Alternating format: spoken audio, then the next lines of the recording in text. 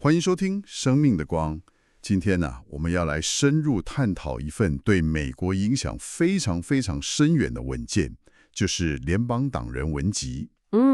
我们会特别从一个基督教的立场出发，然后也参考一篇关于基督教与美国立国蓝图的文章，来看看这份文集是怎么勾勒出美国最初的那个蓝图。对，以及这些理念，怎么一路影响到现在？好，那我们先很快的帮大家回顾一下联邦党人文集这个东西，它基本上就是汉密尔顿、麦迪逊还有杰伊，他们三个人写的一系列文章。对，主要是为了说服当时的纽约州啦，让他们同意批准新的美国宪法。没错，所以你会发现他们文章里头最核心的关切，就是说到底要怎么建立一个政府，这个政府要够强，能够运作，但同时又得保障个人的自由。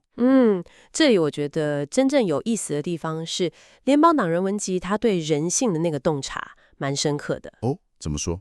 比方说在很有名的第10篇跟第51篇里头，作者们其实蛮坦白的在讨论那个派系斗争啊、个人野心这些问题。他们观察到人好像很容易因为各种原因分裂，像是意见不同啊、财产差异啊。对，没错，甚至只是对哪个领导比较有好感，就可能互相敌视。这其实反映出一种观点，就是说人性里面好像天生就带有那么点非理性自利的倾向。然后这个是政治生活中你没办法回避的现实。这就有趣了，他们看到人性这一面，但并没有就此悲观，或者说放弃建立共和。那他们得出的结论是什么？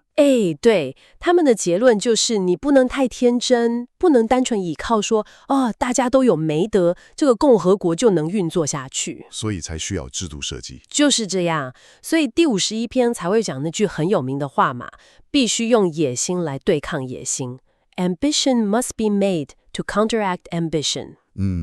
这就直接导向了他们极力主张的那个设计，就是精密的权力分立，还有制衡机制。也就是我们常听到的把政府权力拆开，分成立法、行政、司法。对，让他们互相监督，防止任何一个部门或是任何一个人权力变得太大。好，那这就完美接上了我们今天想从基督教视角来看的重点了。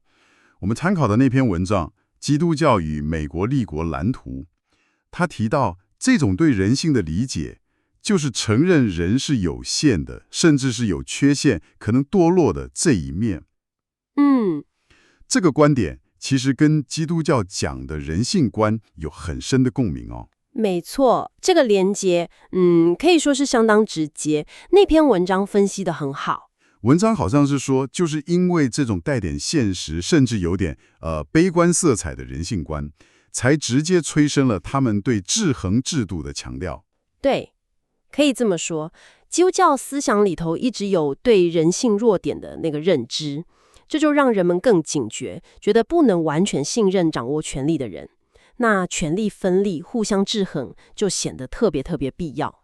所以听起来，基督教的影响不只是提供一些抽象的价值，像是爱啊、公义啊，而是真的具体影响到他们怎么去设计那个制度的逻辑。是的，这不只是理论，它变成了实际的制度安排。同时，当然，这种影响也体现在对一些基本价值的强调上，像是个人的尊严，每个人都是有价值的，还有自由的权利，以及道德责任感。这些价值观也为整个立国蓝图提供了很重要的道德和文化基础了。后来宪法第1修正案保障宗教自由，是不是也能看作是这种思想脉络的延伸？绝对是。保障宗教自由，一方面是保护个人良心自由，另一方面也是限制政府的权利，不要干涉信仰领域。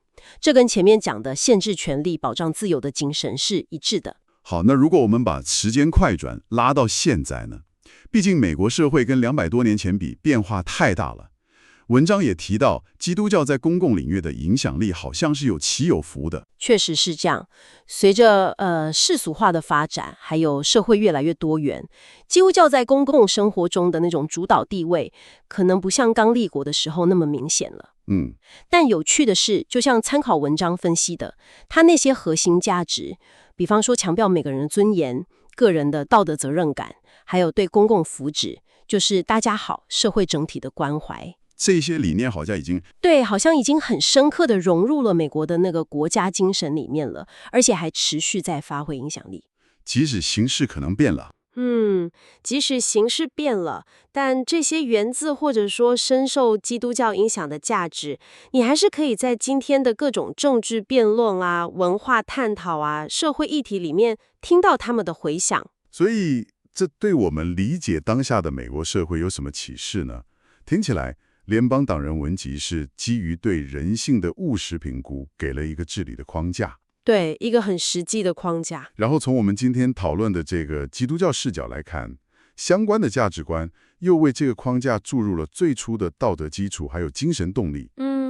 提供的那个 why。所以，即使影响力随着时代变迁，但是这些关于个人尊严呢、责任呢、公共福祉的理念，仍然是理解美国很多社会争论，还有他们追求的政治理想的一个很重要的线索。没错，这就好像参考文章也有提到，维系着那种早期清教徒领袖约翰·文斯罗普讲的那个山巅之城 （City upon a Hill） 的理想。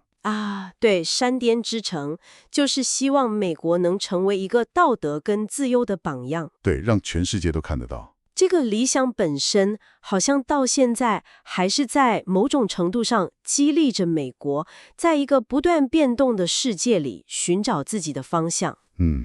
这就带出了一个我觉得相当值得我们大家，特别是听众朋友们可以深思的问题了。是什么呢？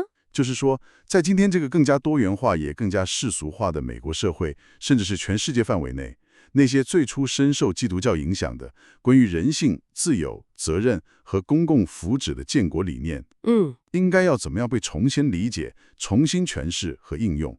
他们还有没有办法有效地去凝聚社会共识，来应对我们这个时代这么多复杂的挑战呢？